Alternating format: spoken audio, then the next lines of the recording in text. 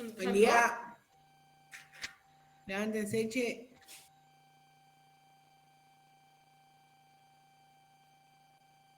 Ya te Milena. ¿Estás de after, Guille?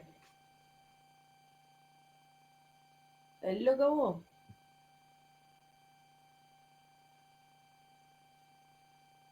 Che, ¿a qué comenzó el tocado hoy?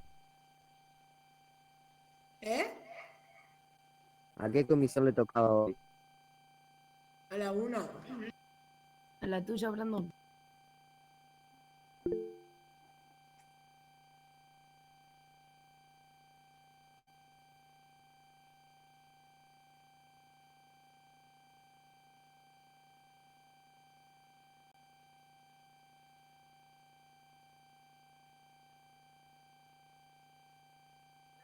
¿Me escuchan ahora?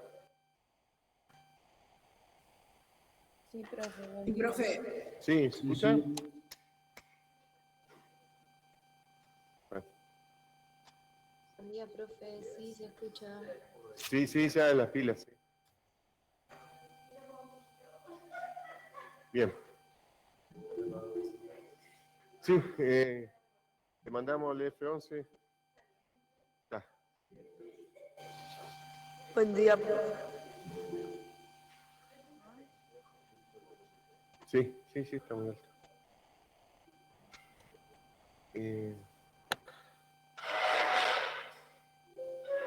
Recuerden que un mate cebado tiempo suma puntos, pero no le pongas azúcar. Profe, Sí, disculpe, a mí me tocaba presencial, pero estoy demasiado enferma y con fiebre. bueno. No es necesario que estén haciendo esfuerzos que les cuesta, ¿eh? Si no pueden, después le preguntan a un compañero o seguían. Yo les voy a habilitar 2 videitos, como los que le vengo habilitando, que eran del año pasado, que después de la clase sincrónica se les llamaba, le hacía un resumen de la clase sincrónica por aquellos que pudieron haber tenido problemas de conexión. Lo mismo se da en esta situación. Pero entiendan que el videito es un resumen, ¿eh? No, es una guía de cuando vas a leer, qué es lo que tengo que leer. Bien. Profesor, le escucho. Nosotros estamos en las 2 últimas clases. Ustedes son del grupo 8, ¿cierto?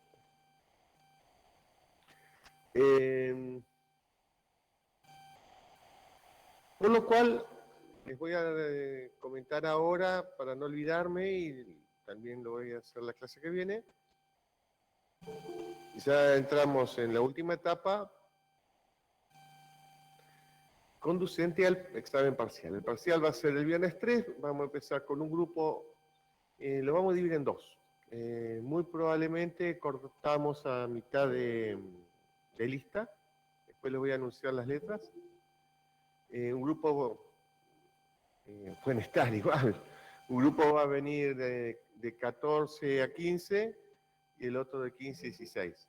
Pero como vamos a tomar asistencia firmada, a los fines de qué? Porque el examen es virtual, algunos dicen, yo no voy, me quedo en casa, lo hago de la computadora. Bueno, entiendan que eso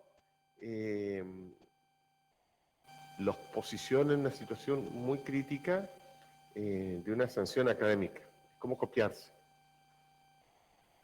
Para lo cual se toma la asistencia y se rubrica con la firma, ¿cierto?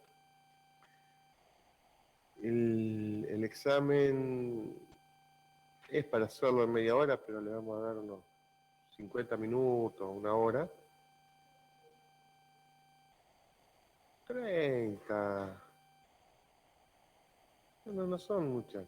Pero entiendan que cuanto más preguntas, mejor, porque si me equivoco, son centésimas que pierdo. En cambio, si me toman 5 preguntas, me equivoqué en 2, estoy con un 6. ¿Entienden? Entonces, y la pregunta les indica el puntaje. el sistema se las tira al azar. Profe, Sí, una pregunta. diga. La jefa de trabajos prácticos dijo que teníamos que sacar un 7 en el parcial. ¿Es Sí, verdad eso? sí, un 7 para promocionar. Ah, buenísimo. Como usted había dicho la vez pasada que era un No, 6. no, si aprueban con 6, regularizan. Por eso pueden volver a recuperar. ¿Eh? Sí. Aprueban con 6. Pero eso es regularizar, ¿no es cierto? Entonces yo regularicé solamente, ahora tendré que presentarme a rendir final. Desde ya le aviso a los que se regularizan y no rindieron, no promocionaron, no se presenten en la primera mesa, en segunda mesa, porque es una carnicería. Si no estabas en condiciones de promocionar, en 15 días no vas a aprender toda una materia. Hacer el recuperatorio. Entonces, aprobamos con 6. Hago el recuperatorio, saqué 7, listo, promocioné. Saqué menos de 6, me quedé ese 6. Ahora, yo saqué 6.15, ¿no? 6.25. Nos fijamos en las notas, o sea, saqué 6 y un poquito más. Nos fijamos en los trabajos y se lo redondea a 7 si están los trabajos presentados, si el alumno... Por eso es la importancia, ¿no es cierto? Si el alumno sistemáticamente realizó todo, bueno, es el examen y el recorrido. Entonces, nos ayuda. Saqué 9 y unas rayitas. Nos fijamos en los trabajos. Si tenía trabajos buenos, bueno, van 10. ¿Entienden? O sea, la idea es ayudarlos, ¿eh? Le pregunto, ¿cómo va a ser la manera del integrador, digamos, para la promoción? El examen es un examen virtual. Las preguntas están ordenadas al azar, o sea, tu compañero, no, la 1 tuya no va a ser la 1 de tu compañero. Eso evita que estén diciendo la 1 tanto. Encima tenés que tenerle confianza al que está contestando si contestó bien, porque el sistema te va a indicar al final la nota, pero no te va a decir cuáles están bien y cuáles están mal. Todo preguntamos. Están las preguntas fáciles para que sumen puntos y preguntas no difíciles, preguntas que implican lectura de este tema, del tema anterior, que implican lectura, no son. Ustedes ejercitaron en la autoevaluación, bueno, algo así.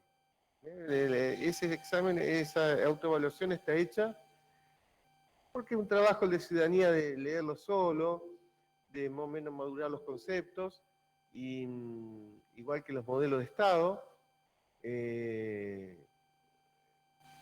y apareo, ¿no? Un bloquecito, entonces va a aparecer una frase y van a tener 3 bloques: Estado keynesiano, bienestar o neoliberal, y supongan que diga vinculado a los movimientos cíclicos del capitalismo. Entonces, ¿qué hago? Keynesiano, ¿no es cierto? Políticas redistributivas, bienestar. Así, frases. Profe, le consulto. Sí, Después del examen, ¿hay un examen o ya viene el trabajo integrador o no hay trabajo integrador? no te escuché bien, pero supongo que después del examen lo único que tenemos es el recuperatorio. O sea, si aprobamos el examen, ya aprobamos la materia. Ya está. Si aprobaron con Perfecto. 7, ojo, si aprobaron por 7, aprobaron la materia, promocionaron. No me puteen, nada por el estilo, porque después me van a ver en tercer año, ¿entienden? Entonces, pero al menos esto ya lo sacaron. Decís, wow, este viejo no lo veo más. Bueno, sí, dentro de unos años no vamos a ver, pero se sacan la materia. Así que la Profe, recomendación, estudien. ¿Qué? en caso de que nos saquemos un 6, por ejemplo, ¿a partir de qué, de cuánto redondea? Más de 6. Sí, pero, listo. La nota el sistema te va a tirar una nota, 6 redondo, listo, eso se recupera. 6 y 0,5, que no va a ser porque no tenemos puntaje 0,5, tiene que ser 6,15, 6,25. Nos fijamos en las notas y se le tira un Ah, poquito. claro. Un Bueno, gracias. 6,75, bueno, ese ni se mira, sí, le lo ponés 7. ¿Entendés? Así que, pero no piensen en eso. Si ustedes leen todo y usan la cabeza, nota promedio 8, 9, tranqui. Dando lugar a que me equivoqué por estar apurado, no sé. No es un examen así. Son poquitos los que han desaprobado y después recuperaron. Pero no falla. Yo con los que desaprobaron después me voy a fijar los prácticos y sí, estaban. A gritos decía que iba a desaprobar. Entonces no falla. Eso cada uno lo sabe. Cómo llevaron los prácticos se refleja. Yo le dije al comienzo, ¿no es cierto? Hay una relación. En estadística nosotros tenemos asociaciones y relaciones, ¿no es cierto? La relación es cuando una variable modifica a otra. Y hay una relación entre los prácticos y la nota. Entonces, los alumnos que tienen buenos prácticos tienen buenas notas, no falla. E inversamente, los malos prácticos, malas notas. O sea, es una relación. Asociación sería, yo comparo las notas con el color de pelo. Sí, qué sé yo, puede darse, pero ¿qué tiene que ver una cosa con la otra? Una asociación. La nota con el hábito de fumar. ¿Vieron que hay trabajos de eso que uno para son asociaciones, pero no tiene nada que ver. Entonces, prestenle atención a eso y usar la cabeza. Bueno, a eso vinimos hoy. De todos modos les marco, si anoche tuvieron peña, es meritorio. Los compañeros que están acá y los que están conectados. El hecho ya de haberse... Fuera joda, hay que poner gana un viernes a la mañana. Yo en eso soy consciente. Creo que les he comentado, yo antes estaba de tarde-noche. ¿Por qué? Porque había leído un trabajo que en jóvenes y adolescentes el ritmo circadiano les impide acostarse temprano, o sea, aunque te acostes temprano no te vas a dormir, y les cuesta mucho levantarse temprano. En Estados Unidos habían corrido solo media hora el ingreso a clases y mejoró en un punto las notas. ¿Por qué? Porque descansaba un poquito más.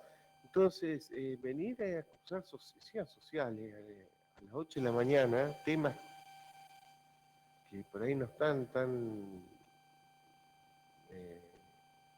a ver cómo decirle, para mí son muy importantes, pero no para estar dialogando a las 8 de la mañana. ¿Sabés que esto, el otro, loco? Estoy despertando. Bueno, sucede eso. Entonces los dábamos de noche de 8 a 20, de 20 a 22, y los pibes se reenganchaban, traían bizcochito, todo, ni hambre les daba, pasaba volando.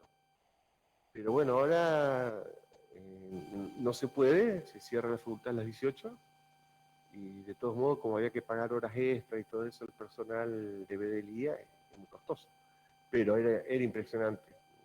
Entonces, yo parto de la base, el estudiante tiene voluntad, lo que pasa es que si yo te la dificulto con el horario, se te va a complicar porque te la estoy dificultando. Por lo cual, les reconozco que, bueno, después de Peña, venir o estar, es un esfuerzo. A mí me ha pasado estar dando clase y los pibes que se duermen así, pero bueno, y yo me paraba al lado y se dormía igual, pero bueno, vino. ¿Qué sé yo? Hizo el esfuerzo, pudo no haber venido. Puede inventar un bolazo, si estaba, no sé, ¿no? Tenía fiebre. Pero yo tuve la de ustedes hace mucho, pero yo le pegaba derecho. Iba, me bañaba, me iba a clase, con los ojos rojos, qué sé yo, no sé.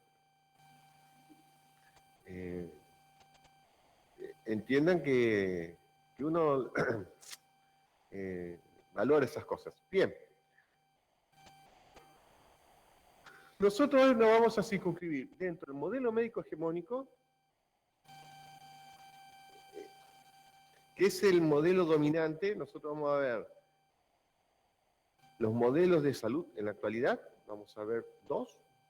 El modelo médico hegemónico, quiere decir el modelo dominante, y una alternativa, el modelo biopsicosocial.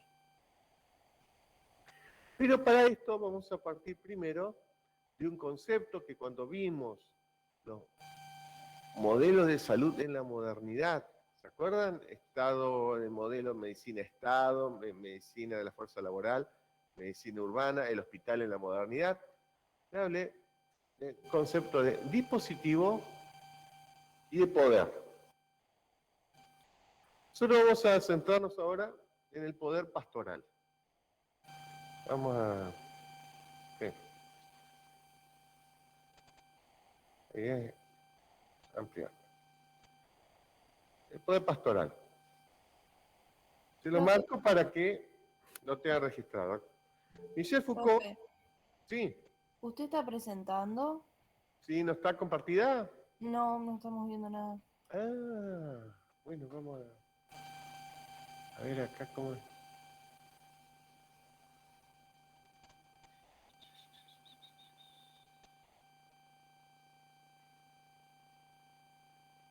No la veo, esperen.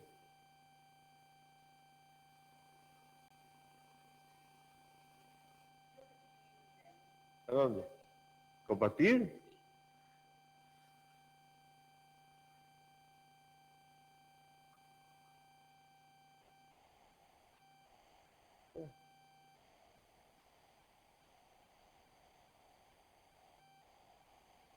No. ¿Y dónde va a salir acá? ¿Acá?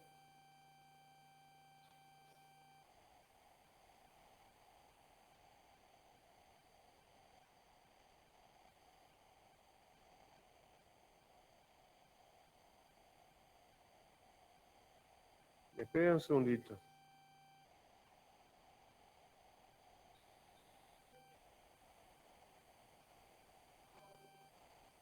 Aquí, acá,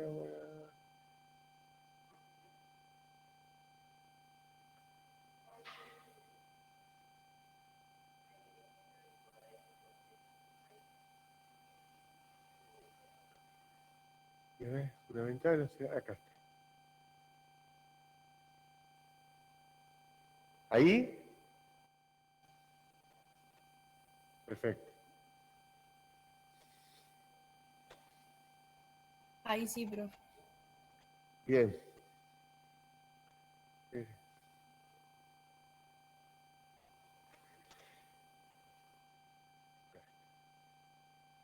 Bueno, entonces les decía, nosotros vamos a trabajar un concepto vinculado con los modelos de salud, que es el concepto de poder. Michel Foucault, que es un autor que ustedes se van a ir aproximando, fue una persona brillante, fue porque falleció, pero siempre cobra actualidad. Es un filósofo científico francés que ahora, cuando surgió las restricciones de la pandemia, cobró más vigencia que nunca. Eso es lo que van a trabajar ustedes. ¿Se acuerdan los textos que tenemos? 4 textos que podían elegir en la unidad 1 que están vinculados a consecuencias sociales que hubieron respecto de las restricciones de la pandemia, de las personas que no pueden salir a buscar la changa, aquellos comerciantes que tuvieron que cerrar, problemas de relación. Bueno, esto se vincula al poder, vamos a decir, ¿no? Poder. Vamos a centrarnos acá en poder, y yo ahora le explico luego el poder pastoral. Entonces, ¿qué es el poder? Ustedes van a leer los artículos, no tienen que leerlo memorizando, sino razonando, aprendiendo. ¿Qué es el poder? Cuando ustedes, les digo a ustedes, ¿qué es el poder? ¿Qué sería poder? Porque a veces uno dice esto, no es una cuestión de poder, pero ¿qué es el poder? Bueno, puede ser una autoridad, Pero en realidad el poder no es una cosa, es algo que se ejerce. No es una cosa, es una acción. Puede estar simbolizado por una cosa. El bastón de mando. ¿Vieron cuando cambian de presidente se da el bastón de mando? Esto está vinculado con el falo. ¿Eh?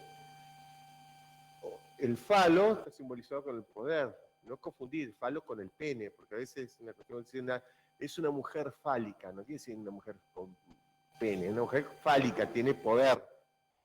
El falo simboliza el poder. Que en una sociedad patriarcal se lo asociaba al hombre, pero no porque tiene pene, sino porque tiene poder. El poder es la capacidad de hacer que el otro haga lo que yo quiero. En síntesis es eso. Entonces, es decir, ahora, ¿cómo se ejerce el poder? A través de dispositivos.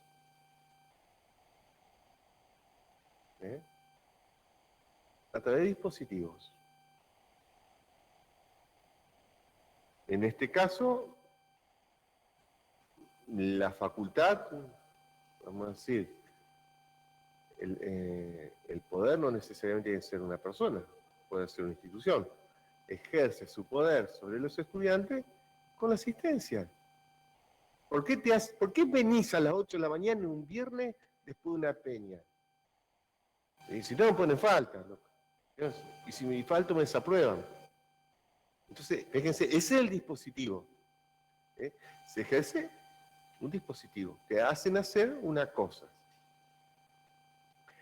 Ese poder va a aparecer en infinidades de cosas. Por ejemplo, yo les marqué acá, se las voy a ir ampliando,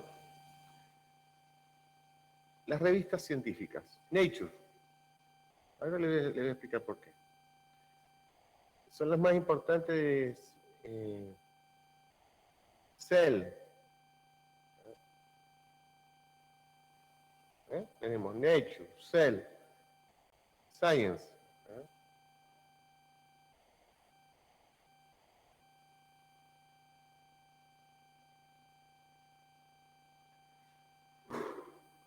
Son las revistas de publicación científica más poderosas. Lo vamos a ir asociando al... No se me ocurrió, pero bueno, porque estas son las críticas. Hay The Lancet, en la revista científica de salud, que más notoriedad tomó en estos momentos de pandemia, más en el año 2020, 2021, sobre la publicación de los resultados de la vacuna Sputnik, sobre los resultados de Pfizer. Entonces, esa es una revista donde lo que se publica cobra mucha notoriedad. Y en el mundo de la investigación, en Estados Unidos más que nada, tienen un axioma, publish or perish. O sea, publica o pereces. Si sos investigador, tenés que publicar. Por eso están publicando todo el tiempo. Y por eso aparecen cada boludez también. O sea, porque hay que ponerse, o sea, no necesariamente todos los temas son de interés. Entonces, acá aparece la cuestión. Fíjense dónde se ejerce el poder. Nosotros vamos a ir asociándolo a la cuestión de poder a lo nuestro, a la salud, al conocimiento. Estas revistas, para publicar, ellos te ponen el tema. No es que vos hice una investigación, fíjense, estas se van a dar cuenta por los nombres que tienen que ver más con las ciencias de la vida, ¿no es cierto? Biológica. Nature, Cell, Science. Science más general. Pero así con los journal de física, de lo que fuera. Ellos te plantean los temas. Como plantean los temas de interés, direcciona la investigación científica. ¿Por qué? Porque si yo quiero publicar en Science, Nature o Cell, tengo que dirigir mi investigación a temas que le interesan a ellos. ¿Y quiénes son ellos? es una entidad global. No, son revistas anglosajonas que buscan resolver los problemas de su comunidad. De su comunidad, sus problemas. Ejemplo, en física o estarán trabajando en energías no renovables. Más ahora, por la crisis energética que tiene Europa, por la cuestión de la guerra de Rusia con Ucrania, ¿no es cierto? Y el boicot al petróleo ruso, y se quedan sin energía, entonces van a tener que empezar a investigar para encontrar nuevas formas o alternativas de energía. Bien, hasta ahí se entiende, ¿no? Entonces usted dice, ¿qué tiene malo? Tiene malo que te direcciona la investigación. Entonces, nuestros investigadores, los de acá, que cobran sueldo del impuesto de todos nosotros, de ustedes, de sus papás, de gente que no tiene nada que ver con el sistema de investigación, investigan temas para publicar ahí. Pero son temas que le resuelven los problemas a otros, no a nosotros. Nosotros tenemos otra problemática. Entonces te hacen hacer cosas que vos no querés. Porque si querés estar en el ruedo científico, tenés que publicar en Science, Nature o Cell, al menos en las ciencias biológicas. Entonces te van a direccionar, a ver, supongamos, bueno, el COVID afectó a todo el mundo, ¿no? Supongamos que se restrinja a las sociedades de alta movilidad, entonces tiene que ver con una alta densidad poblacional, lo vamos a ver en grandes conglomerados urbanos. Y nosotros nos podemos investigar eso. Y si nosotros no tenemos problemas demográficos, nosotros tenemos un problema que la gente no come. Y estamos investigando, fuera de joda, fíjense cómo se ejerce el poder. En nuestro país se ha discutido, más allá de lo que uno esté a favor o en contra, no vamos a discutir esto, sino voy a plantear la discusión, la cuestión de la ley del aborto. Pero esas cuestiones se dan en las sociedades con alta densidad poblacional, ¿no? Donde hay un control severo de la natalidad, y uno de ellos puede ser alguna técnica abortiva. En nuestro país el problema no es demográfico, es más, nos falta gente, nos falta mucha gente, por eso vivimos teniendo problemas de inflación. No hay gente que consuma, no hay gente, y sin embargo nos metimos en el discurso de otros. Eso es poder. Es cuando yo te hago hacer cosas que uno... Ese es el poder. ¿No? Entonces decir, bueno, si nosotros no tenemos un problema demográfico, estamos discutiendo esto, no estamos discutiendo otra cosa, que la gente no come. Es una realidad. A mí me impacta. Tenemos pueblo originario, no comen, se mueren de hambre literalmente. ¿No? Pero estamos investigando para publicar Science, Nature o Cell. Entonces vemos cómo se ejerce el poder. Vamos a checar esto.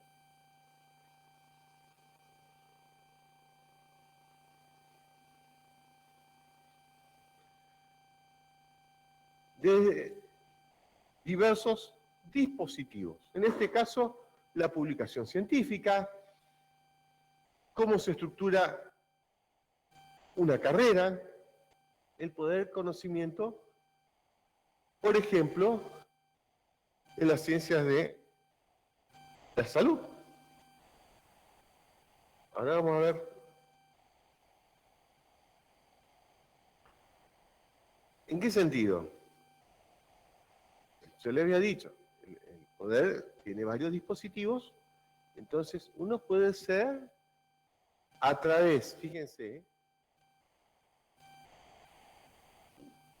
de los ministerios y las colegiaturas, se ejerce el poder para el ejercicio de la práctica médica. Cuando me refiero a práctica médica, no solo de los médicos, sino psicólogos, tiene el colegio de psicólogos, colegio de kinesiólogos, de todos los profesionales que están vinculados al campo de la salud.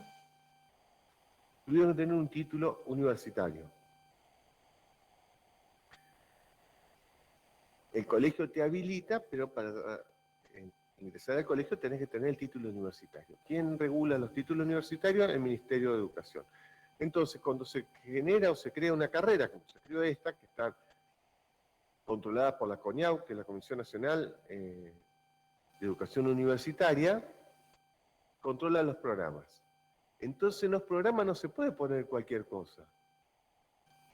Van a estar avaladas, en este caso, vinculado a la carrera de kinesiología, todas las prácticas tienen que estar refrendadas por conocimiento científico. Es decir, todas las prácticas, todo lo que hacen, tienen un fundamento o una explicación científica. ¿No? O sea, farmacología, algunas prácticas que ven en biomecánica, todas tienen que tener un respaldo científico. Entonces el ministerio dice, sí, una persona que hace esto, va a estar en condiciones académicas y científicas de ejercer su profesión. Hay otras prácticas. Ejemplo, la acupuntura. ¿No es cierto? Hay personas que ante una lesión o algún dolor o algún padecimiento se realiza prácticas de acupuntura. Y uno ve que funciona porque está con toda la aguja ahí, ¿no? Pero no está avalado, en la universidad no podemos dar acupuntura. Puede haber un cursito, pero no en la currícula. Es más, no va a haber obra social que te cubra una terapia de acupuntura, porque te van a cubrir las terapias reguladas científicamente. Hay otros modos. Esa es una terapia, la acupuntura, de la medicina china, ¿no es cierto? Hay otras alternativas. La medicina ayurvédica en la India. La medicina ayurvédica está basada en el equilibrio del cuerpo, la alimentación, bueno, la composición corporal, tiene tres estructuras corporales, pita, vata, kapha, ¿no es cierto? No sé si han leído al respecto. La medicina ayurvédica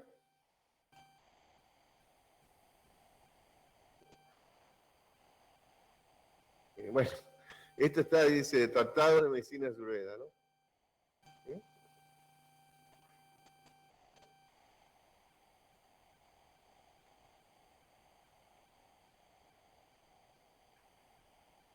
Tratado de Alquimia y Medicina Taoísta. O este libro que fue publicado por Eureka. Pueblos indígenas en el mundo. Este libro es sobre medicina aborigen.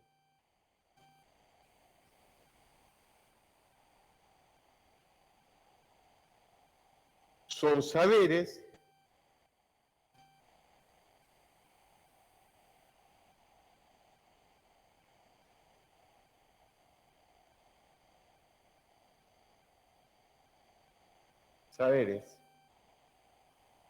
estos sojuzgados.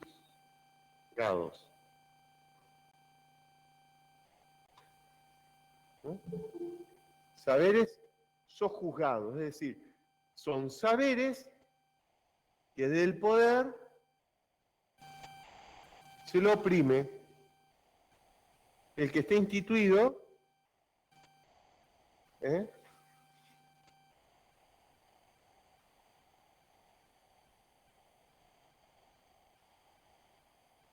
tenemos el saber instituido, que sería el académico científico, y los saberes sojuzgados, tal por ejemplo, las medicinas alternativas, que en sus lugares de origen son instituidas. ¿Entienden?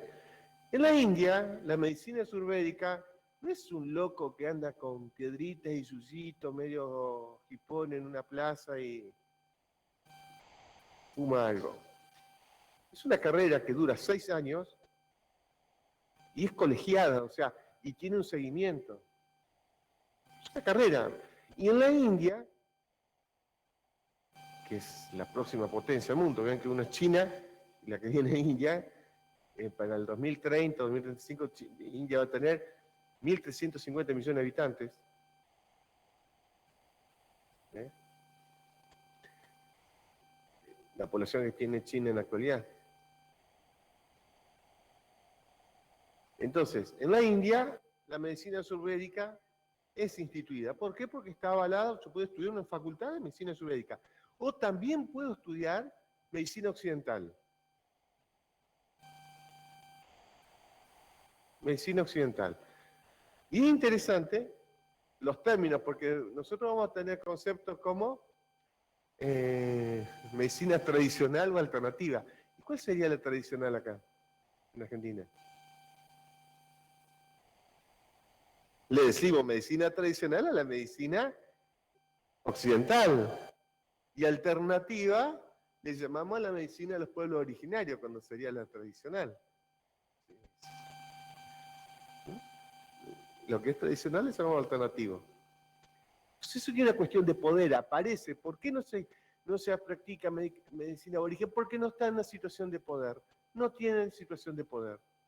Es más, les estoy diciendo, si apenas comen, ¿qué situación de poder van a tener para instituir su conocimiento? En la India, yo elijo una práctica u otra, o ayurvédica o occidental, elijo una carrera o la otra. Al menos tengo variedad. Están instituidos.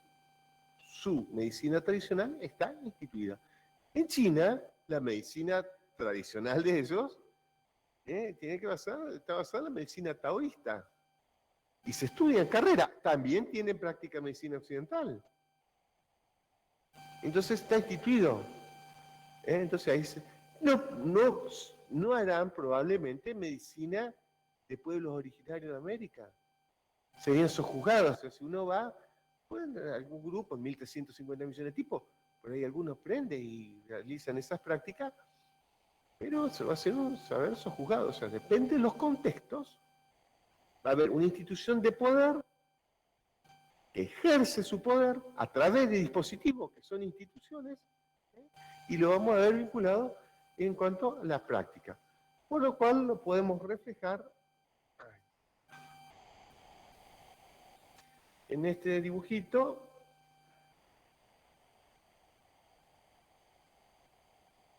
Que el poder sería algo así, ¿no es cierto?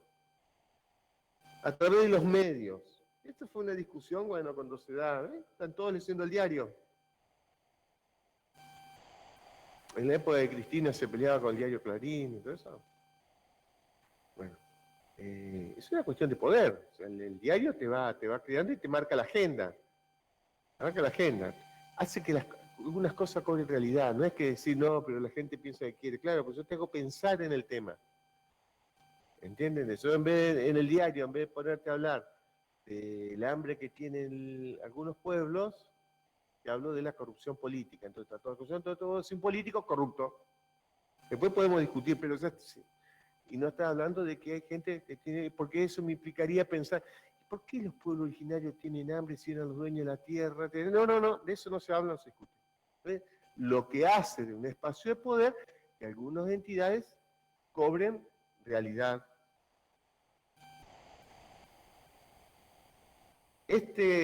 Se los muestro porque a mí me causó mucha gracia.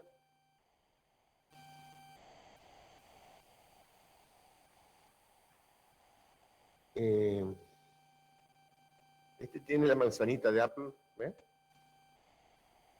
Y los lleva con la cuerdita acá, los lleva así.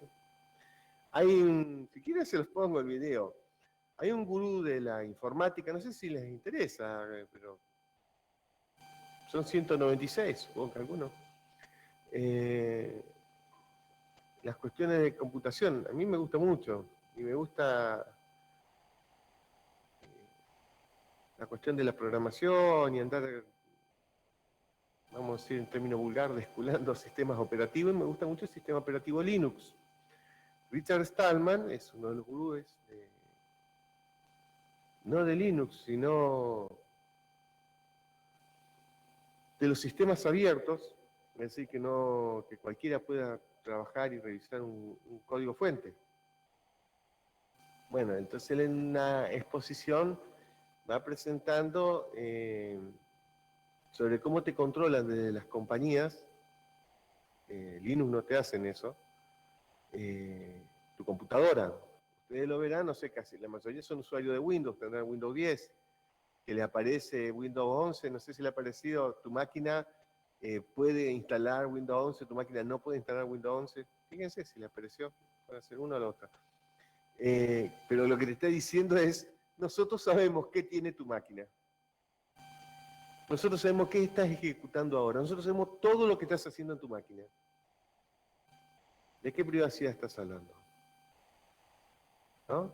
Bueno, lo mismo lo hace Apple, lo mismo lo hace Sony con las consolas. Te actualizan automático, entran a tu máquina. Y las consolas están no sé, en el Kinect, te está filmando, te está haciendo todo, y un andachucho ahí en la casa, y alguien te está viendo. Y lo mismo en cuanto al poder, es decir, acá en Apple usa el poder de la moda. Bueno, es un dispositivo. Entonces, pero a mí, esto es mundial, yo lo veo en ambientes, en el ambiente social son más bien todos posturas progre, ¿no? Y se supone todo compromiso social, antiimperialista, toda una postura que comparto. Pero con Apple, como, bueno, sí, esto está todo bien, pero tengo un Apple, ¿no? Entonces, sí, loco, hasta es, a ver, un docente social con Apple es como un cura mirando pornografía, si se te va todo el diablo, si ven, no. Bueno, entonces, ¿cómo te controlan? Te controlan el dispositivo y te controlan el consumo, los gustos. Te van a hacer cosas que vos no querías hacer. Y ahora vas a estar comprando tu nuevo iPhone, tu nuevo, no sé, lo que sea. Te apareció la necesidad. Lo necesito, no sé por qué lo necesito. Entonces es un dispositivo de poder. ¿Vamos entendiendo ahora cómo funciona el poder? Parece algo simple, es complejo, pero no imposible de entender. Lo que vamos viendo es que es algo que se ejerce a través de dispositivos. Y los dispositivos pueden ser físicos, pueden ser simbólicos, pueden ser instituciones. Es un dispositivo de poder en la institución religiosa. Cuando yo, en la clase anterior, porque bueno, un compañero hizo un comentario, estamos hablando de teoría de campo, teoría en la constitución del hábitus, cuando se conforma el hábitus, nosotros estamos atravesados desde que nacemos por instituciones de poder. Aquellos que nos criaron, nuestros padres o quien nos haya criado, la institución educativa, cuando fuimos a la escuela, fíjense cómo se va ejerciendo sistemáticamente el canto a la bandera, ¿no es cierto? Bueno, se refuerza. La institución religiosa, fuimos, qué sé yo, uno de la religión católica, por ejemplo, yo cuando chiquito me mandaron a catecismo. Vas a catecismo y vas aprendiendo qué es lo que está bien y lo que está mal. Y aprendés qué es lo que está bien y está mal. Nadie te dice, dentro de este marco de creencias, o no, o sea, pero vos, esto está bien, esto está mal. Algún otro que no haga eso, está mal. Entonces, ahí vemos cómo se ejerce el dispositivo de poder, que me permite juzgar o evaluar las conductas de otros.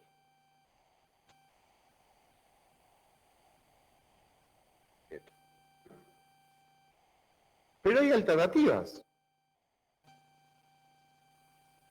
Por ejemplo, ¿dónde está? Ahí está.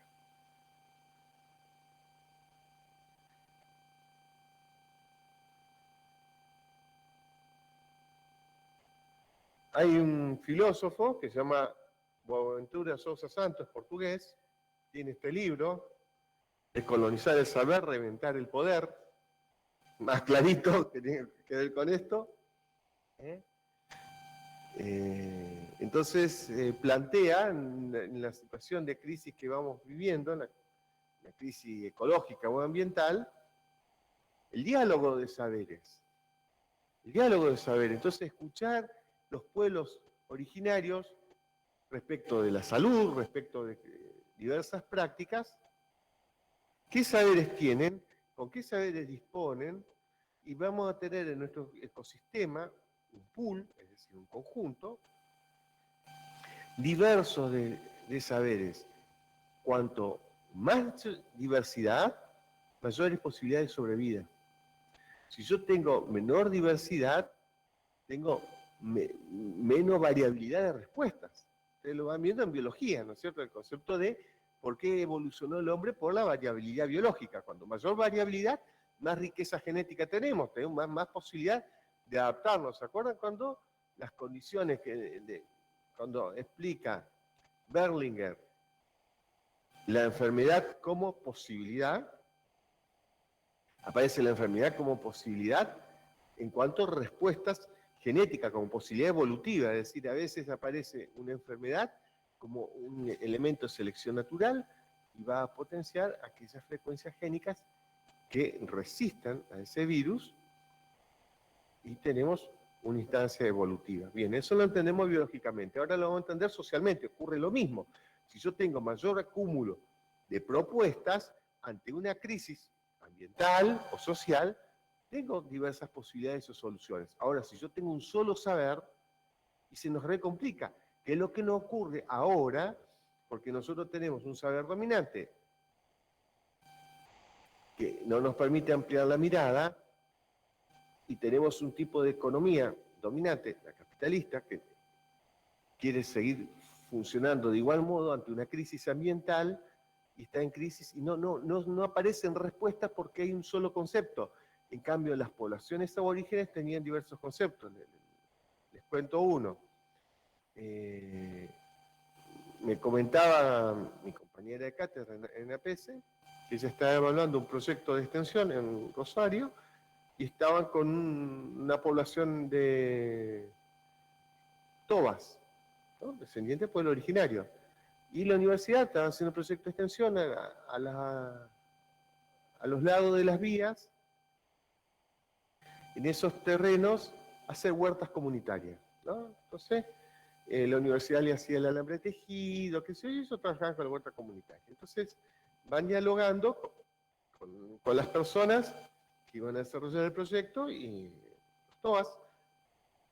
Y dice, ¿y cómo consiguen el abono? No, porque dice, nosotros les pedimos a los vecinos que nos traigan desperdicios, todo eso.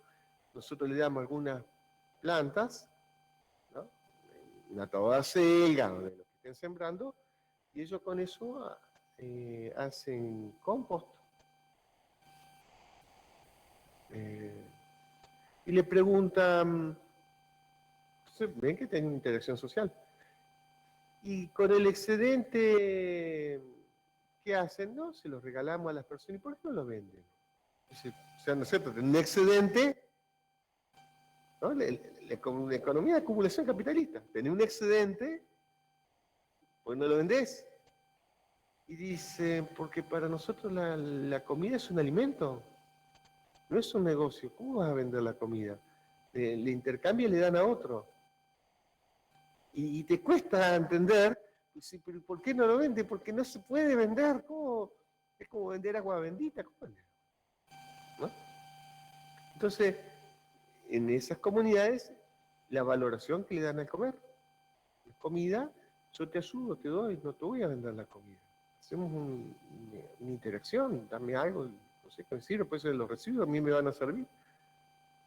Entonces nosotros, atravesados por ese discurso. Entonces los pueblos originarios nos permiten ampliar la mirada en un ecosistema, en una diversidad biológica y de saberes en este caso, que nos pueden proporcionar soluciones a las situaciones ambientales o de salud que estamos viendo. Ustedes van a ver, cuando trabajen con los textos que trabajamos sobre la epidemia, que están todos vinculados, yo siempre uso esta terminología, en el marco de restricciones en el contexto de la pandemia SARS-CoV-2, así se llama, ¿cierto? Vieron marco de restricciones en el contexto de la pandemia. Eso es esto.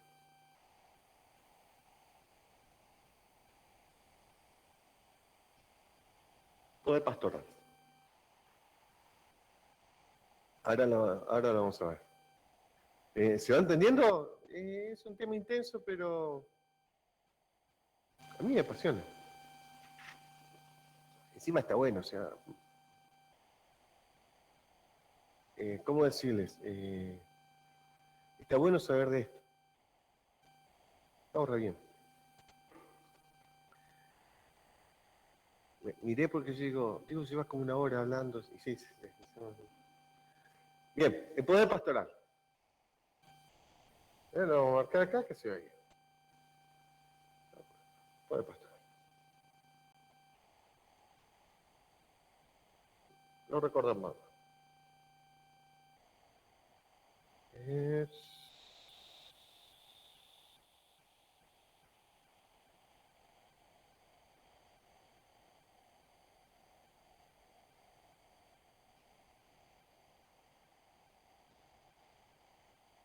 Acá tenemos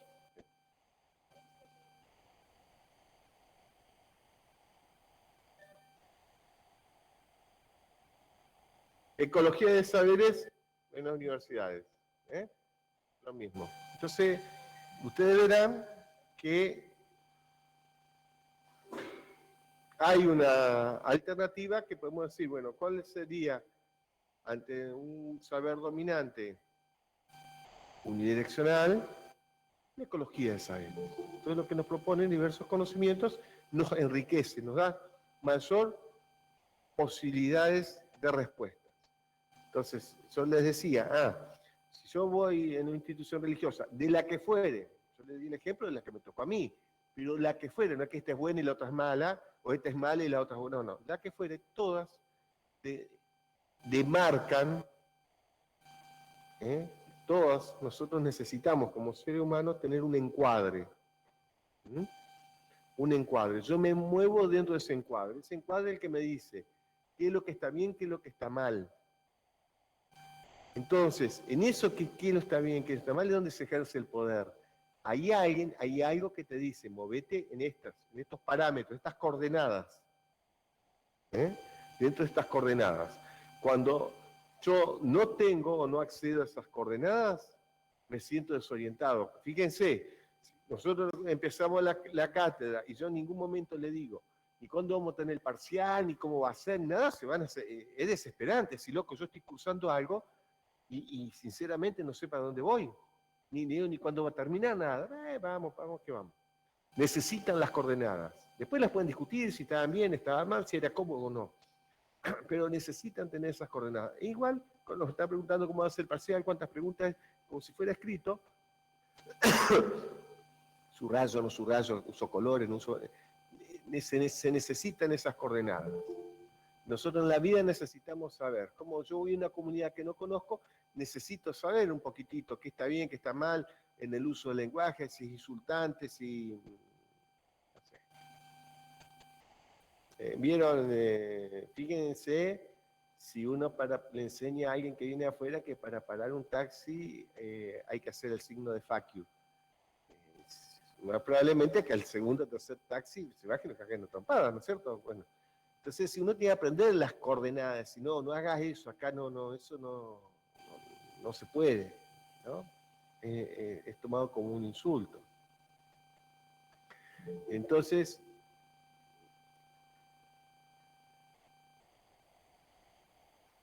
en ese contexto, todo aquello que se sale de las coordenadas se lo patologiza. Y lo que está mal, lo malo, eso lo habíamos visto en la modernidad. Lo mismo vemos en las coordenadas vinculadas al saber o al conocimiento. Volvemos. Entonces nos queda, ¿qué es el poder pastoral que está dando Foucault?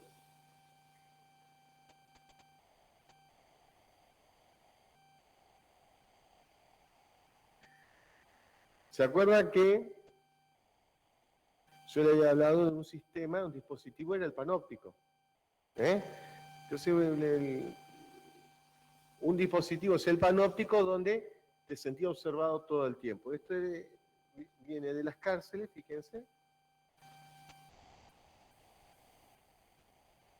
¿Cómo funciona? Está la torre de vigilancia, está iluminando todo, están todos los calabozos, pasa la luz y no se ve porque están las luces prendidas si está el guardia o no, pero te sentías observado. ¿Sí? Es otra.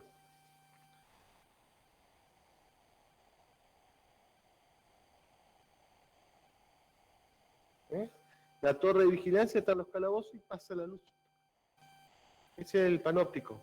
Constantemente te sentís observado. Sí.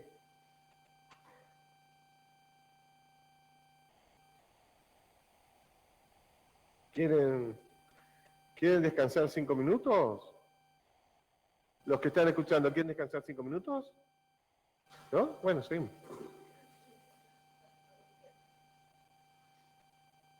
Bueno, se va entendiendo, entonces decir, ahora cuando venga la compañera lo repito, pero ¿qué es el poder pastoral?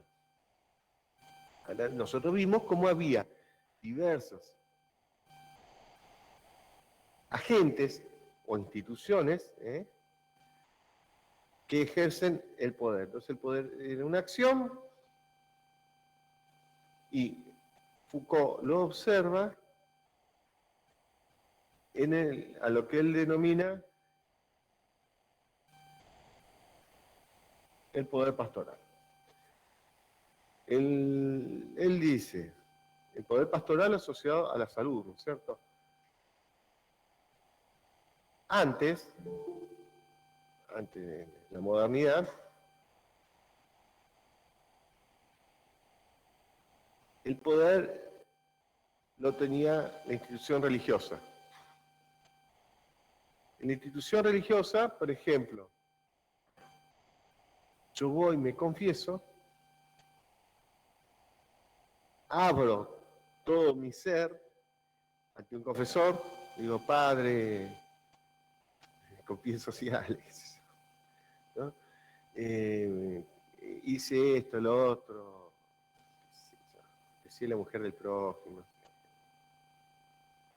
no sé, todos los pecados que uno puede ocurrir, ¿no? Y uno se confiesa, el padre te va a dar unas recomendaciones. Esas recomendaciones es un ejercicio de poder. Me está diciendo qué hacer y qué no hacer.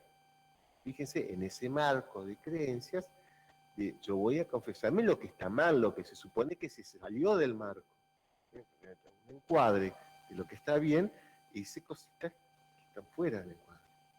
Entonces me va a decir, no, vos para mantenerte acá vas a tener que rezar, hacerte un ayuno, no sé, lo que sea. Ese era el poder pastoral, lo ejercía el sacerdote en las almas. ¿Para qué? Para el bien de tu alma. Entonces yo en ese encuadre, porque nadie me pone una pistola en la cabeza, ¿por qué me voy a confesar? Porque en este encuadre me dice que si no me confieso, al menos una vez al año, me voy para afuera. Quedo uno excluido, vamos a decir, espiritualmente, en la zona de exclusión. Entonces va a estar incluida espiritualmente, es decir, voy y me confieso. Entonces, ¿quién ejerce el poder? El cura. Es una institución de poder bravísima. Porque uno va que va a confesarte. Cuando vos vas a contar todo lo malo, no se va a contar a cualquiera. Estás abriendo todo lo malo, estás abriendo tu inconsciente. Lo estás entregando así a una persona. Ese era el poder pastoral. Y él te va, fíjense que en esa persona que va a confesar fuese un rey en esa época. ¿Quién tenía poder ahí, el rey o el confesor? Le está diciendo al rey, no hace esto, lo otro, conviene esto, lo otro. Si te va ubicando en el encuadre todo el tiempo. siempre que vos compartas el marco de creencia, porque por eso te vas a confesar, si no, no, ¿para qué no voy a ir a boludear a un confesionario? Vos compartís en ese marco, entonces te estás dejando guiar. Ahí es donde opera el poder. El poder lo ejerce alguien y alguien se lo cede. Yo voy, me dejo guiar. Sé que cura ansiedad, no sé esto, lo otro, me dejo guiar. Yo cedo el poder. Yo leo tal revista, me dejo guiar por esta revista, cedo el poder. He decidido que ellos me digan qué cosas tengo que pensar. No, yo solo miro tal canal. Bueno, les cedo el poder. Yo dejo que ellos me digan qué tengo que pensar. Me van a construir el marco de realidad. Ese es el poder pastoral. ¿Dónde lo observa Foucault con el advenimiento de la modernidad? En la medicina. Ahora hay un desplazo. ¿Se acuerdan que nosotros habíamos desplazado en la modernidad de una sociedad teocéntrica a una sociedad antropocéntrica?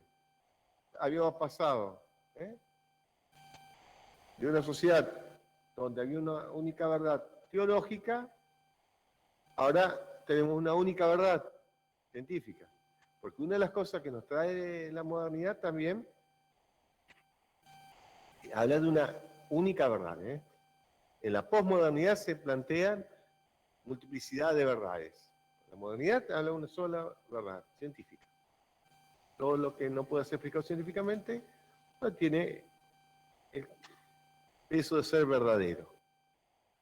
Con lo cual, ahora se entiende por qué, fíjense, nosotros tenemos las carreras de salud deben ser todas explicadas científicamente, y la otra no se puede explicar científicamente la acupuntura. ¿Cómo explicar científicamente que circula una energía, que esto, que lo otro, que sí, no sé qué cosa? Entonces no puede ser verdadero. Como puede ser verdadero, un costado. Entonces, ese es el dispositivo de poder. Y en la modernidad, ahora se desplaza el poder pastoral, ya no lo tiene el cura. ¿Quién lo tiene? La institución médica. Antes lo tenía institución religiosa, ahora tiene institución médica. Ahora yo voy al médico, le cuento todo. Todo. Uno va, el médico o el psicólogo, para el caso. La persona, un psicólogo cuenta todo. Dentro de ese marco. Pero fíjense, al médico se le cuenta todo, incluso cuestiones íntimas. Que no, por ejemplo, chicas por ahí no se le cuentan ni a su mejor amiga. Un ejemplo, van a una evaluación ginecológica y te preguntan de rutina si has tenido abortos. Y por ahí el médico le dice, sí, no, qué sé yo. ¿Cierto? Lo que sea la situación. Pero al médico se lo decís. A otra persona no. Pero fíjense, me voy a la situación de poder, o sea, el poder que ejerce, que hasta las cuestiones más íntimas se las contas al médico. Va una persona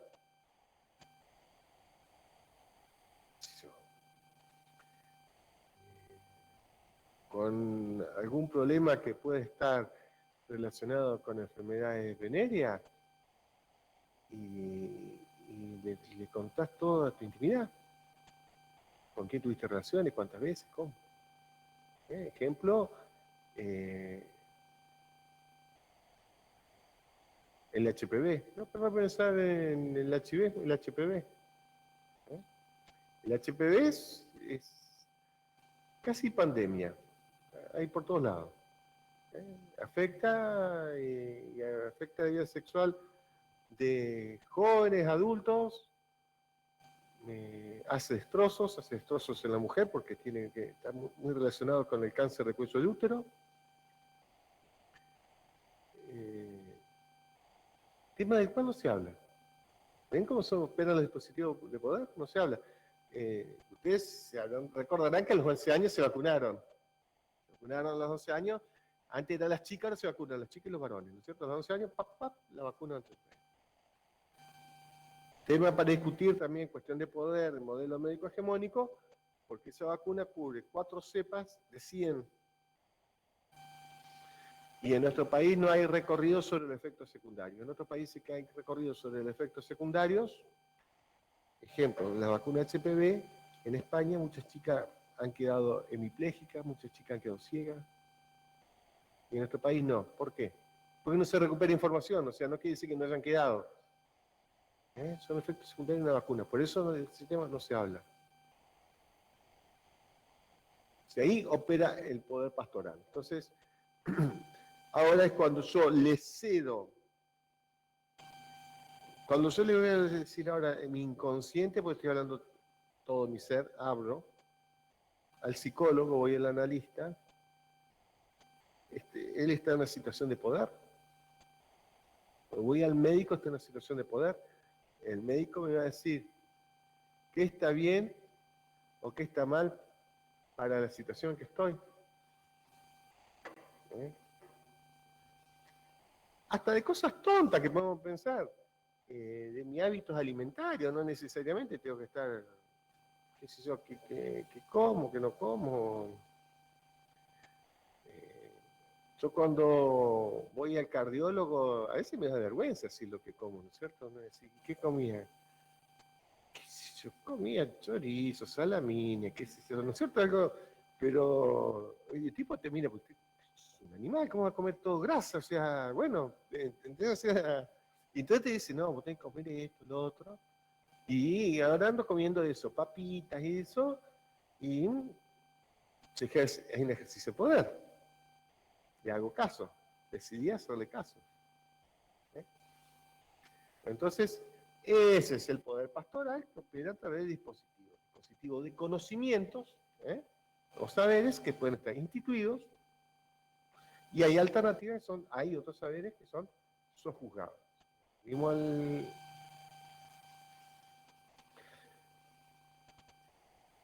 Entonces, acá vemos un ejemplo. La persona del psicólogo o una persona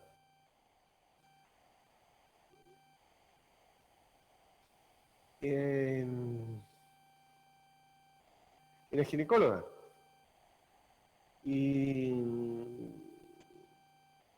eso porque tiene que ver el texto, es una fotito cualquiera, pero tiene que ver porque está sacado un texto. Entonces la persona está en el ginecólogo, te está indicando los distintos métodos anticonceptivos, ¿no? Entonces decir, bueno, pero hay un dispositivo de poder, ¿dónde? Y donde te dice, si no, no tenés que embarazarte. Eso fue el psicólogo, a la ginecóloga.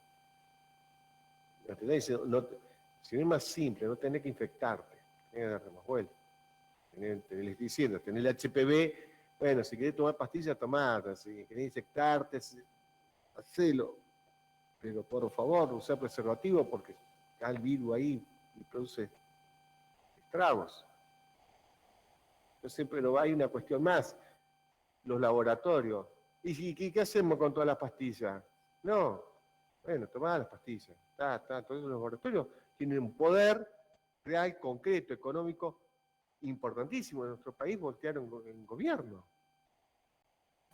Voltearon gobierno, el doctor Ilia, los laboratorios.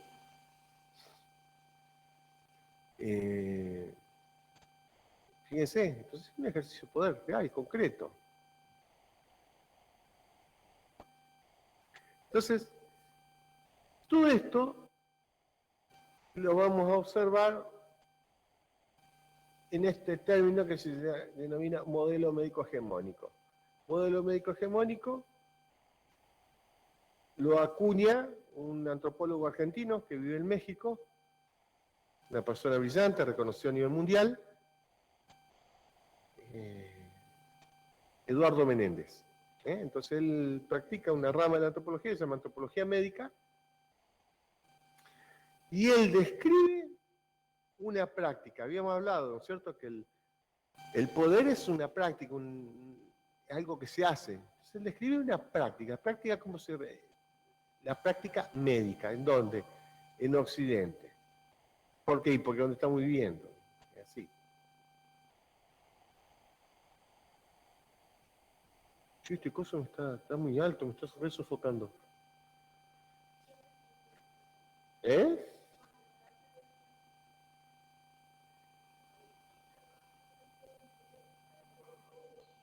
¿Cómo bajo? A ver si alguno le encuentra. No sé, si están no las veo, ahora estoy sin anteojos.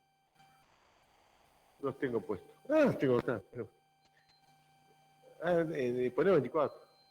Sí. Sí. Sí.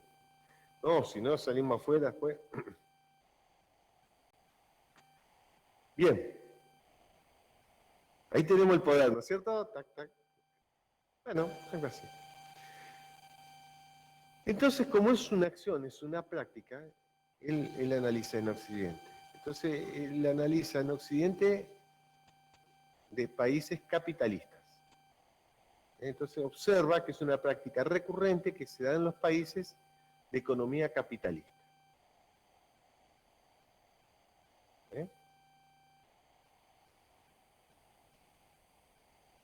Entonces, vamos a poner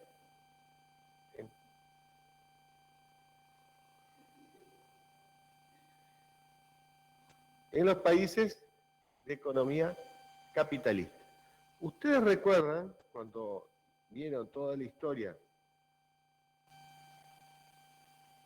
de la salud en el eje 2, que había un recorrido,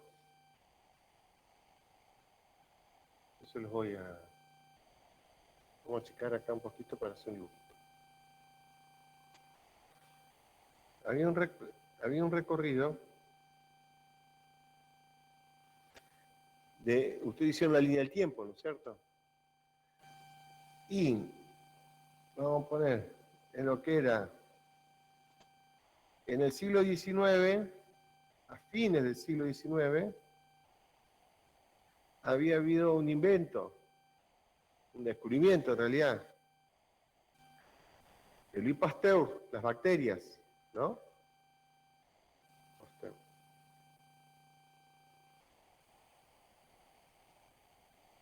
¿Se acuerdan? Se acuerdan de la memoria, pues. Entonces, Pasteur, con el descubrimiento de las bacterias, va a generar un cambio sustancial en la salud hasta el día de hoy. Cuando habíamos visto los modelos de medicina fuerza laboral, medicina urbana, medicina de Estado, se llama un movimiento de medicina social, ¿cierto? Pero ahora, al encontrarse la bacteria, él descubre un agente, el agente que te enferma, que sería la bacteria.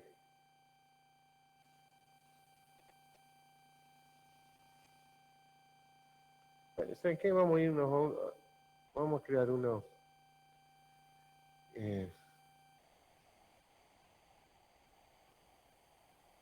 ¿Por qué no pone un fondo negro? Entonces,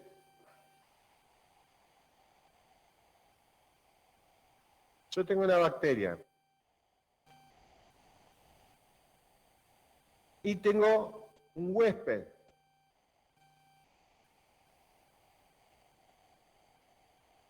Tengo un huésped, Tengo la bacteria y tengo el huésped.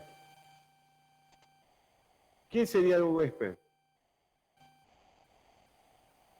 Claro, el cuerpo, ¿no es cierto? El cuerpo está constituido por células, muy bien. Entonces, lo que se va a producir es una díada. Yo ahora tengo una bacteria que se va a hospedar en ese huésped. Acá, bien. Y se va a producir como tengo la bacteria y tengo el huésped. Una situación de equilibrio. Y va a aparecer en 1925 con un descubrimiento que ya a esta línea que habíamos puesto acá, que era a finales del siglo XIX, que era esto, ahora tenemos la penicilina. La penicilina. 1925. Entonces, con la penicilina se completa el esquema y yo ahora tengo un agente, la bacteria, tengo un hospedador, el cuerpo, y tengo un remedio que mata a la bacteria. Si yo al cuerpo le meto la penicilina, elimina al agente. Ese modelo, que es unidireccional, es que perdura hasta hoy día. Altamente exitoso. Entonces, yo tengo la penicilina sería un remedio.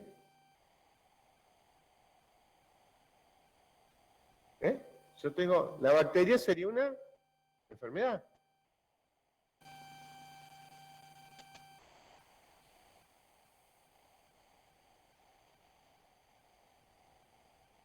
Tengo neumonía. ¿Qué bacteria tengo? Neumococo, ¿no? Tengo neumococo, me produce neumonía. Esa es la enfermedad. Me inyectan penicilina o derivado de la penicilina, los antibióticos. Listo. Entonces yo tengo mi cuerpo, el hospedador. Viene un agente, me infecta, la bacteria, y viene, me introduce en un remedio, me cura. Ese modelo, esto, es altamente exitoso. Desde ese momento, de fines del siglo XIX, comienzo del siglo XX, cuando se descubre la penicilina, perdura hasta la actualidad. Perdura con la penicilina, fue una gran solución. Había muchos casos de enfermedades venéreas como la sífilis, todo, ahora se trata, taca, taca. Segunda Guerra Mundial, las infecciones, las amputaciones, todas las atrocidades que vivencian los cuerpos en una guerra, porque el que aparece en juego siempre es el cuerpo, que eso es lo que vamos a tener en la situación de poder. Cuando se ejerce, el que está dando vuelta es el cuerpo. Por eso yo les recomiendo, vean los videitos, yo les sugiero, son cortitos. El de Stan Raver está muy bueno, y el de José Feynman también. Les explican la cuestión de poder. También para saber, ¿y dónde está? La gente con el cuerpo. Cuando salía, está con el cuerpo peleándola. Y es el cuerpo el que se enferma, y es el cuerpo.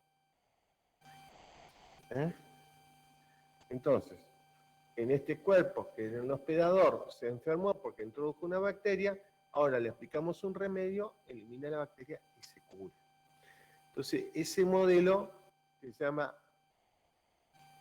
vamos a marcarlo acá con otro colorcito, biomédico. Biomédico.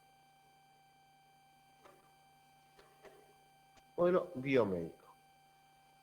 El modelo biomédico vigente hoy aún. Después de más de 100 años. ¿Se va entendiendo? Entonces observan el modelo médico hegemónico, que es el modelo que perdura hasta la actualidad, sustentado en el modelo biomédico. Sustentado en el modelo biomédico y en lo que habíamos visto, lo voy a borrar a esto para...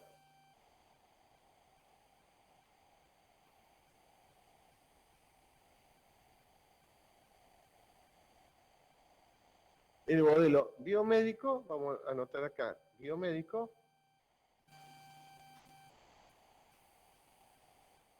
y poder.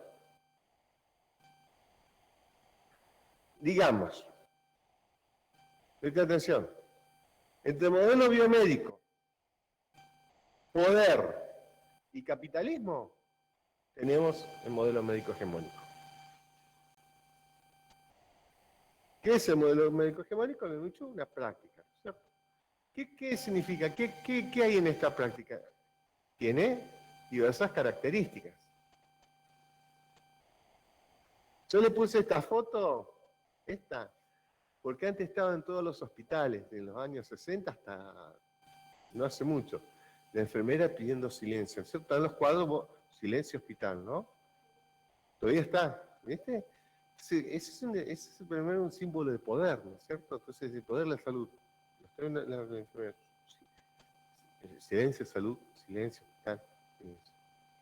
Una situación de poder, por eso me pareció apropiado poner. Bien, sacamos este cuadrito acá, nos vamos a quedar con estas características. Entonces, vamos a enumerar características que tiene el modelo médico hegemónico. Si estamos basados, acuérdense, capitalismo, biomedicina y poder, ahí va a aparecer toda esta característica. Es patologista. Patologista. ¿Qué significa? Que se centra en las enfermedades. Es patologista. El cuerpo se enferma. Se busca enfermedades. Yo voy al médico, me tiene una enfermedad. Es patologista. Como es patologista, es curativo. Es decir, busco patología para curarlas. Es patologista y es curativo. Todas las patologías deben ser curadas.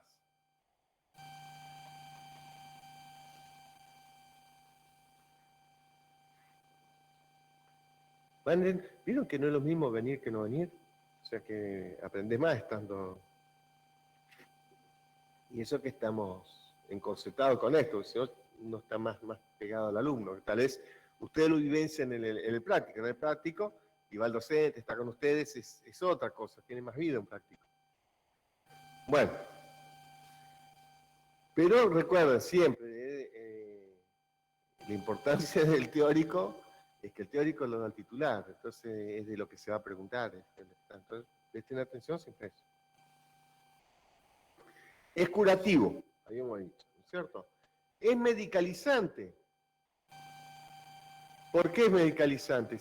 Porque necesita la biomedicina, del medicamento. Tenemos remedios para todo. Ustedes cuando le hicieron Berlingen vieron, hay remedios para sentirte bien, hay remedios hasta para tener levante, remedio para todo. Pero fuera de joda, o sea, se ha desarrollado tanto la farmacéutica, hay remedios para todo. Apareció el COVID y en menos de un año, cuando se tardan 10, aparecieron vacunas. No estoy diciendo que son altamente efectivas, pero que amainaron la cosa, altamente efectivas.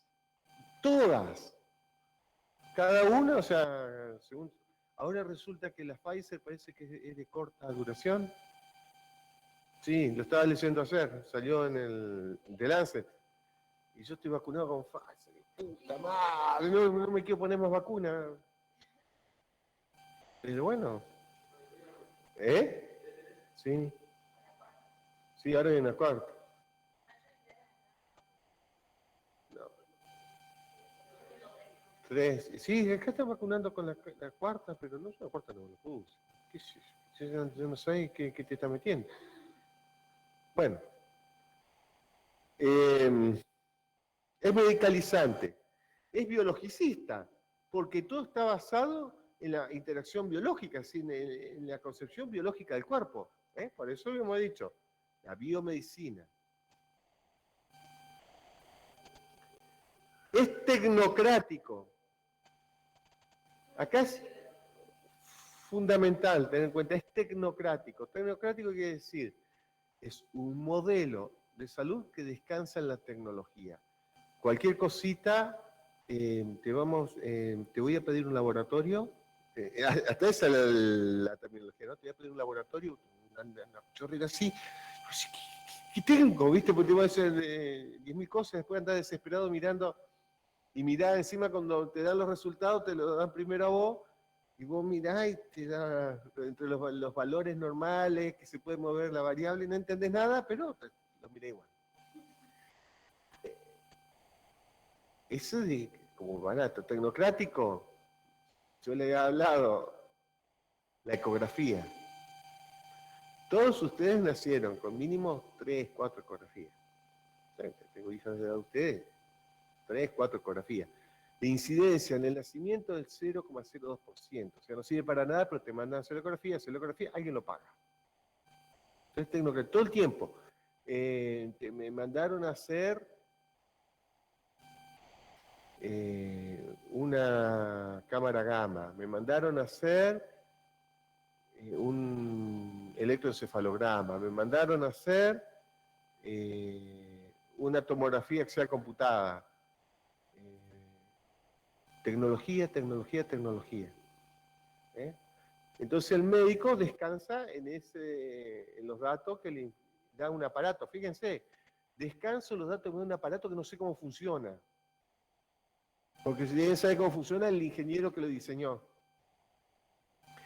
Y hubo unos años, 2012, por ahí que salió, que la compañía que fabricaba, era alemana, los tomógrafos computados, habían tenido un problema de software.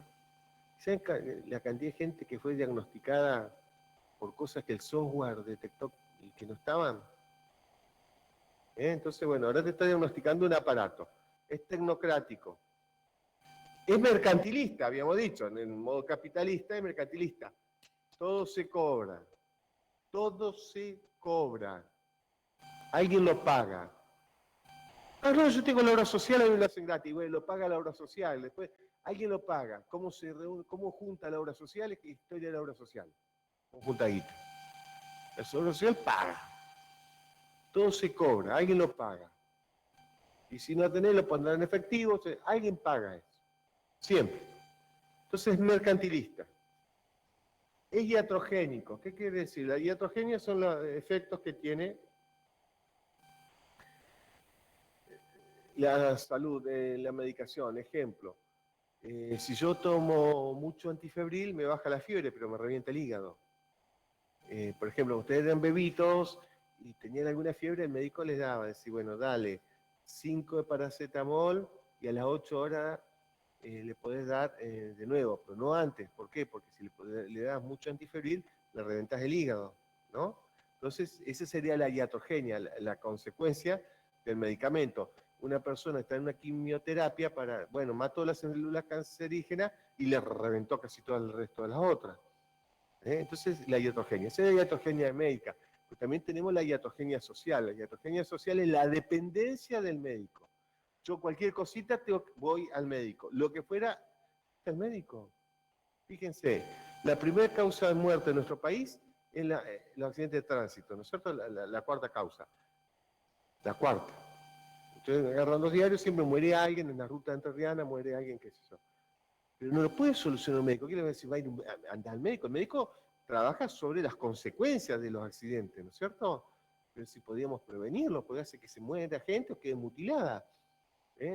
Sin embargo, constantemente necesitamos que esté la figura del médico, no porque un médico me dijo. Bueno, esa es la iatrogenia social.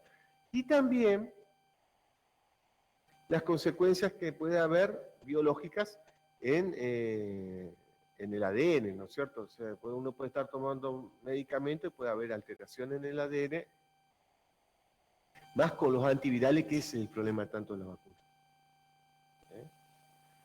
¿Por qué? Porque los virus, recuerden que es una instancia intermedia. Entonces, el virus opera sobre la estructura del ADN. Entonces, para generar los antivirales, se van modificando las secuencias de ADN. Entonces, pueden generar problemas mutagénicos. Bueno, entonces, es iatrogénico, es mercantilista, es tecnocrático, es biologicista en el cuerpo, es medicalizante, para todo un remedio, es curativo, necesitamos curar, es asimétrico. ¿A qué se refiere? Acá vemos en esa imagen la simetría. Es asimétrico. Cuando yo voy al médico, hay un depositario del saber. ¿Quién tiene el saber? Si yo voy al médico, ¿quién tiene el saber? ¿Yo o el médico? ¿Bien? Ese es el modelo médico hegemónico. ¿Y cómo se llama la persona que va al médico? O está en la sala de espera, pongámosle. Paciente. ¿Qué quiere decir paciente? Pasivo. Tiene un rol pasivo. El que sabe es el médico. Vos no sabés, yo te voy a decir cómo son las cosas, yo te voy a decir qué tenés que hacer. Ese es el poder pastoral. Ahí es donde aparece, en la simetría. Usted tiene que dejar de comer Salamín, quesos, sales, tiene que caminar media hora por día, tiene que dejar el alcohol. Entonces, dice la persona, pero doctor, yo tengo 65 años, me reúno con mis amigos todos los días en el bar y tomamos un vermut, comemos una... Y bueno, yo le digo. Entonces, la persona dejó de juntarse con los amigos, ¿me entienden? Pero nosotros como... Porque empezó, dice, pero camina, claro, pero ahora vive mal, no se reúne con los amigos, no tiene ese momento de disfrute. Lo que pasa es que estamos tan atravesados por la biomedicina, y sí, pero es lo saludable lo otro. No estoy haciendo una apología de la otra, sino decir, no se presenta, pero el médico dispone de ese saber, y el tipo dice, bueno, yo a usted le dije, usted haga lo que quiera. Te está diciendo, vos vivís así como yo te digo. Y vos decís, pero yo tenía otra vida. Conclusión, se va a morir igual la persona. Pero mal. Esa es la asimetría. Esa es la asimetría. Y es desigual. Acá se los voy a marcar para que lo entiendan. Esa es la asimetría. Pero es desigual. Cuando hablamos de desigualdad,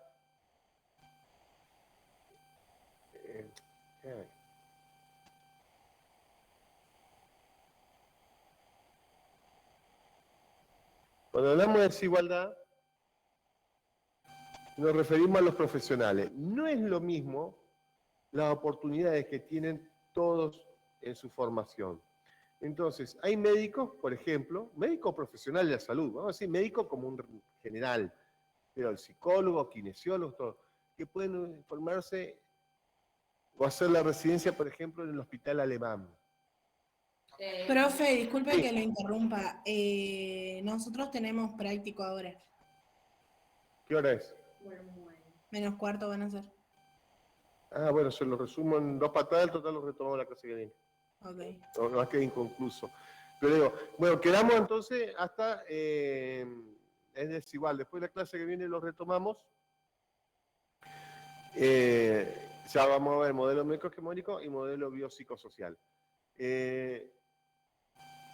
No todos tienen la misma capacidad de formarse, entonces el hijo o el pariente del director del hospital alemán o del hospital italiano muy probablemente haga una residencia en Alemania, en Estados Unidos, y va a tener otra formación.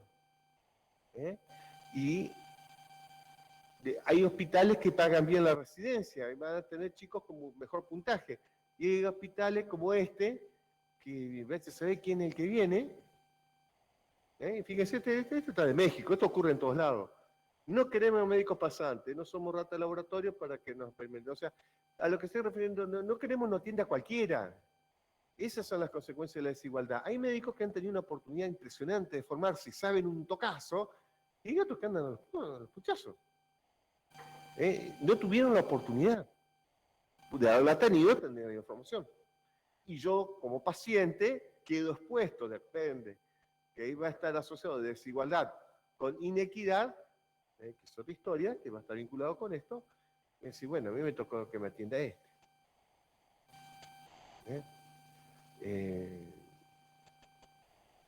Lo he experimentado. Entonces, yo tuve un problema cardíaco muy severo, y tuve la suerte y la gracia de Dios que el que me atendió es un capo, genio, y acá estoy.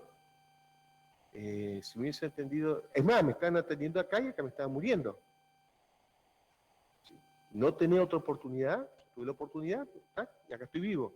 Otros no, le queda atenderse con esa gente de acá, se muere. Entonces, es esa. Entonces, uno puede ser bestia porque eligió ser bestia, no sé, y otro tuvo la oportunidad de ser médico, de formarse, y sabe qué hacer, y te sale una vida. Entonces, esa es la desigualdad. Y la inequidad sería las diferentes posibilidades de acceso que tenemos cada uno de nosotros. Bien. Nos va a quedar después estos dos conceptos, que es atomista y unicausal, porque en unicausal ya lo habíamos visto en esa diada de la bacteria, la única causa de enfermedad, y atomista se refiere constantemente estamos separando en especialidades, ¿no es cierto? Oftalmología, nefronología, neumología, cardiología, todas las logías que querramos las vamos a encontrar. ¿Se entendió hasta acá? Bueno, entonces en la clase, en el práctico ustedes empiezan leyendo. ¿Eh? En un práctico de 2 clases les va a llevar, es lectura, se dividen, uno en una cosa, otra cosa, y fundamental entender de qué tratan los temas para el parcial. Bueno, no les quito tiempo, así los compañeros se desconectan y se van a la clase de biofísica, y esto lo retomamos la clase que viene con toda la concentración, que es la última. Y le pediría que venga la comisión 3, que no han tenido clase, pero no es excluyente. Y el que quiera venir en la última, si quieren, viene.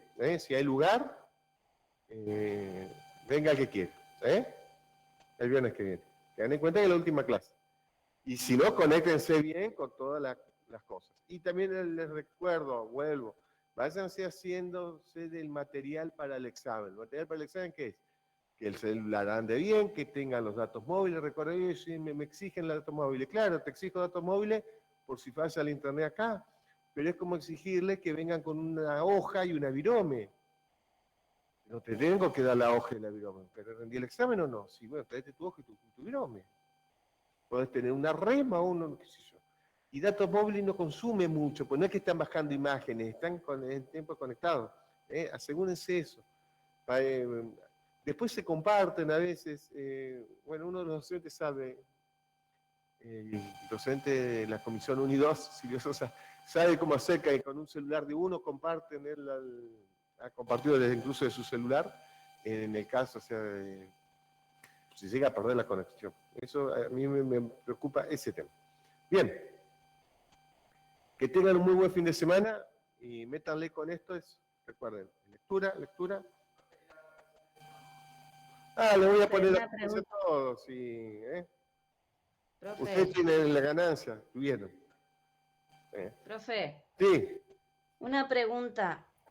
Nosotros con mi grupo tuvimos un problemita subir unos trabajos en el campus, pero fue un error nomás nuestro. ¿Podemos subirlo entre hoy? ¿Puede ser?